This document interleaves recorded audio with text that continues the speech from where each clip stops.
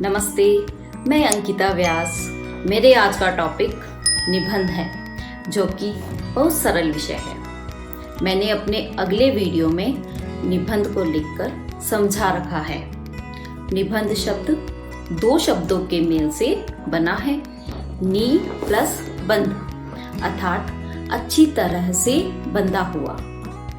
हम यह कह सकते हैं कि बंधना किसी विषय पर व्यवस्थित रूप में अपने विचारों को व्यक्त करना ही निबंध कहलाता है, तथा किसी भी टॉपिक पर हम अपने विचारों को व्यवस्थित ढंग से बिल्कुल अच्छे तरीके से रखते हैं, व्यक्त करते हैं, उन्हें हम निबंध कहते हैं।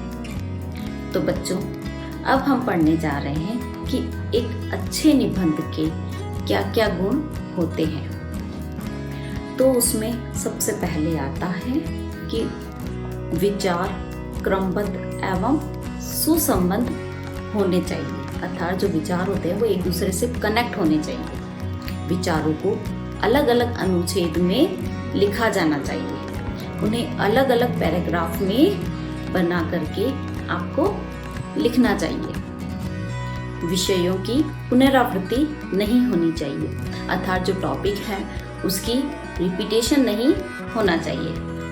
निबंध जो हो वह सीमित शब्द सीमा में होना चाहिए। अनावश्यक उसका विस्तार नहीं होना चाहिए, अनावश्यक उसमें आप कुछ भी शब्द नहीं डालोगे। निबंध के अंग, निबंध के कौन कौन से अंग होते हैं? तो बच्चों, निबंध के 3 अंग होते हैं। पहला, भूमिका, निबंध की क्या भूमिका होनी चाहिए। दूसरा, विस्तार, निबंध का विस्तार कैसे किया जाना चाहिए।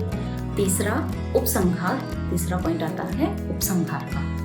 भूमिका के अंतर्गत विषय का परिचय आता है, हमें जो टॉपिक मिला है उसे हम कैसे रोचक रूप से प्रस्तुत कर सकते हैं, कितने अच्छे तरीके से हम उसको प्रस्तुत कर रहे हैं। दूसरा है विस्तार, विषय वस्तु का प्रतिपादन सभी बिंदुओं को एक एक करके क्रमबद्ध ढंग से अनुच्छेद में बांट देना चाहिए। हमें क्या करना चाहिए? उसे बांट करके उसे बहुत अच्छी तरीके से प्रस्तुत करना चाहिए। तीसरा है उपसंहार, इसमें निबंध में कही गई बातों को सारांश रूप में बताया जाता है, अर्थात जो भी हम निबंध में कहना चाहते हैं उसे हम सारांश रूप में समझाएंगे। अब आती है बहुत इम्पोर्टेंट टॉपिक, जो कि है अच्छे निबंध हम कैसे लिखें। जो अच्छा निबंध है उसे हम कैसे लिखें। जिस विषय पर भी आपको निबंध लिखने के लिए आता है, जो भी टॉपिक आप जिस पे आप निबंध लिख रहे हैं, उससे संबंधित सामग्री